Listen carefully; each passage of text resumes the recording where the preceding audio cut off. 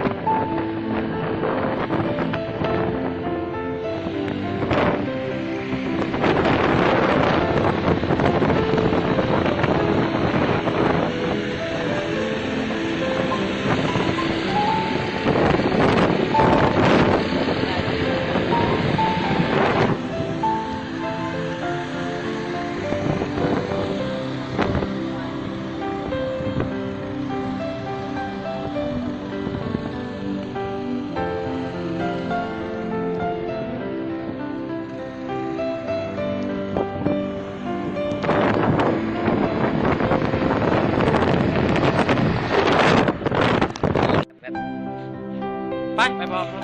ปัญญาคุณซึกจะได้มื่อนี้เนาะดีใจละลายเนาะได้มีโอกาสมาแล้วก็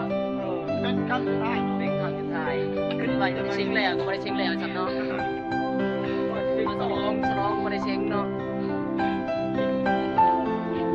นี่ก็คือด้านผ่าที่บ่าวเนาะแล้วมีอีกมีอยู่ดึกพวกเขาก็ได้มาเวียดนามเนาะเป็นว่ายังคนอื่นวะแฟชั่นเป็นว่าเนาะอัตราด้านที่เราอัตราด้านที่เราเราในสถานยังให้รถเฮาเนาะไปเลยบริษัทโรงงานน้ำมันลามเป๊ปซี่เป็นว่ารถกับรถเฮดอนกับฐานไปเลยเป็นเนาะ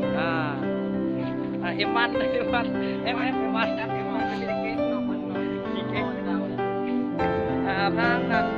หนาเป็นประเทศลาวเขาเราคนว่า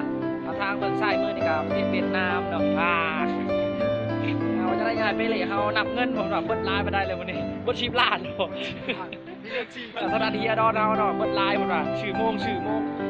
โทรศัพท์ iPhone 6 Phone 7เนี่ยเนาะ